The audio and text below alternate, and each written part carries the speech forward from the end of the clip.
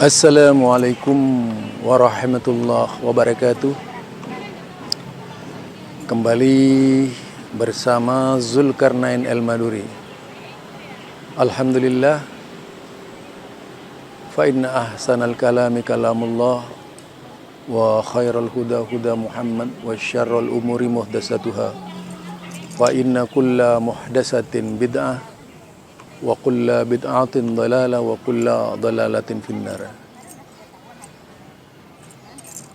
Ada satu hal yang rumit ya,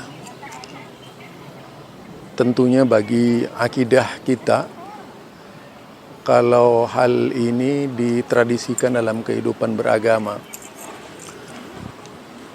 Bagaimana bisa? Ya tentu karenanya faktor-faktor ketidakpengertian seseorang pada agama seringkali menyebabkan orang itu bertindak di luar ketentuan syariat. Namun anehnya mereka beranggapan hal itu sebuah kebenaran dan tidak merasa bersalah. Yaitu faktor kebodohannya, faktor yang seringkali tidak bisa dilepaskan dari keberadaan seseorang, keberadaan seorang muslim yang awam, keberadaan seorang muslim yang tidak tahu agamanya, keberadaan seorang muslim yang jauh dari pendidikan keagamaan yang benar, akibat pergaulan mereka yang terlalu bebas, yaitu berjamaah dengan liberal, bersekutu dengan tradisi-tradisi yang tidak ditolerir oleh agama Islam. Ini sebuah peristiwa di sebuah kuburan yang dianggap keramat hanya karena saking hilang ingatan mereka, yang terjadi mereka harus melakukan ritual-ritual di luar ketentuan agama. Seperti beramai-ramai datang ke kuburan seorang yang dimuliakan, meminta duit, sebagaimana yang Anda saksikan dalam video, yaitu hilangnya akal sehat dari seorang muslim, hilangnya akal syariat dari seorang yang beragama. Yang terjadi adalah mereka melakukan ritual-ritual yang bertentangan dengan agama ya. Anda bisa tonton bagaimana mereka minta duit kepada kuburan seorang habib dengan menyebut nominal juga warna uangnya, di mana mereka datang ke kuburan itu mencari berkah yang tak biasa dilakukan oleh para sahabat Nabi, yaitu bil barakati Habib titik. Nah, di situ tujuannya supaya mereka mendapatkan fulus atau uang yang warna merah, lembaran-lembaran lembut, seringkali menjadi impian mereka di dalam beragama ya. Yang jelas agama seperti itu tidak ada contohnya dari Islam. Agama yang dibuat-buat oleh mereka, agama yang lebih pada nuansa permainan, karena hilangnya kesadaran seorang muslim. Bagaimana seorang muslim yang seharusnya itu mohon kepada Allah masih tidak yakin kalau Allah bisa memberikan apa yang mereka harapkan. Kalau kita baca di dalam berbagai macam hadis Nabi, tidak ada satupun doa yang dilakukan oleh para sahabat dengan menggantungkan diri karena berkahnya atau karena keselamatannya atau karena predikatnya atau karena ketinggian derajatnya. Kalaupun ada, hadisnya itu masih dipertentangkan.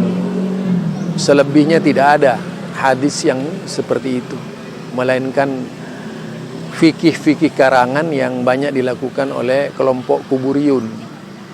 Karena bagi mereka, kuburi, yaitu kaum kuburi, lebih mereka pada upaya untuk menarik massa, mengagungkan kuburan-kuburan orang soleh.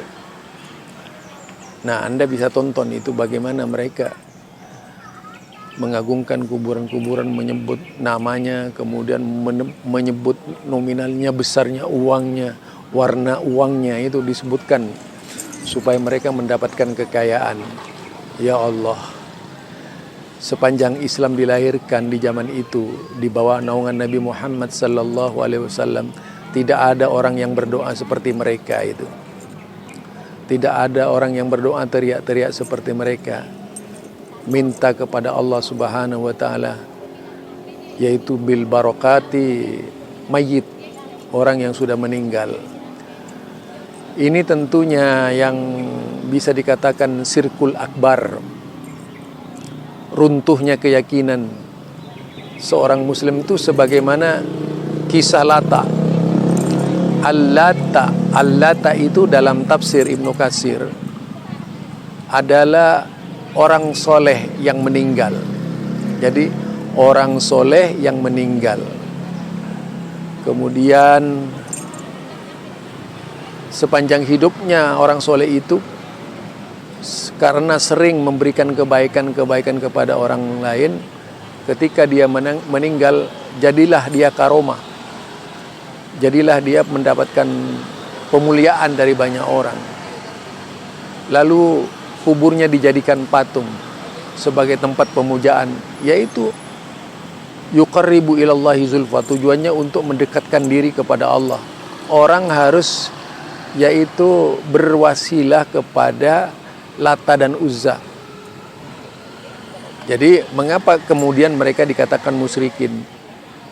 Yang dimaksud ya tidak langsung beribadah kepada Allah itu tidak boleh disertai ibadah-ibadah kepada yang lainnya. Ini yang mungkin perlunya dapat perhatian ya.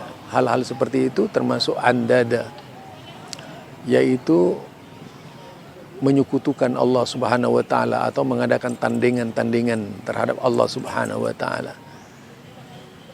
Di mana para ulama-ulama dahulu sangat wanti-wanti memperingatkan umatnya dari perbuatan syirik yang akan dilakukan oleh generasi-generasi sesudahnya.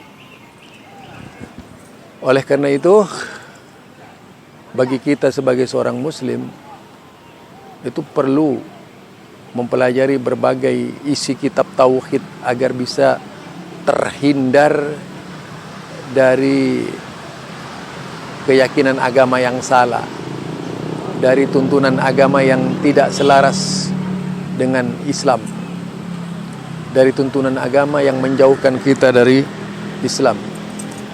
Inilah mungkin dari saya sebagai penasihat ya, agar kita itu tidak termasuk orang yang andada dengan Allah, menyekutukan Allah dengan yang lain-lainnya, yaitu andad min dunillah, andada min dunillah. Di dalam satu lain, karena apa? Fa inna syirka la dzulmun adzim. Syirik itu menurut Al-Quran la dzulmun adzim, adalah kegelapan yang besar, kezaliman yang nyata ini. Di satu lain habitat a'maluhum, dikatakan amal-amal mereka akan gugur karena perbuatan syirik. Jadi yang paling dikhawatirkan oleh Al-Quran itu orang yang terjerumus ke dalam lembaran syirik. Kalau kita lihat di dalam Al-Quran itu ratusan ayat tentang syirik, semuanya ditujukan kepada orang muslim agar mereka tidak terjerumus ke dalam syirik. Mengapa orang muslim? Karena sudah diketahui bahwa umat-umat muslimin akan datang itu bisa saya terjerumus ke dalam kesyirikan. Ini dari saya, Zulkarnain Al-Maduri. Artinya kalau memang mau kita bersih dari akidah yang tidak benar, maka sangat perlu sekali kita di dalam beragama mengikuti tauhid yang diajarkan oleh Rasulullah sallallahu alaihi wasallam, bukan tauhid yang campur aduk dengan kesyirikan. Ini saja barangkali dari saya, Zulkarnain Al-Maduri. Semoga kita seluruhnya diselamatkan dari perbuatan-perbuatan syirik, menyekutukan Allah sebagaimana yang Anda tonton. Itu bukanlah contoh yang baik, tapi bisa menghilangkan akidah Islam Anda. Subhanakallahumma wa bihamdika asyhadu an la ilaha illa anta astaghfiruka wa atubu ilaik. Assalamualaikum warahmatullahi wabarakatuh.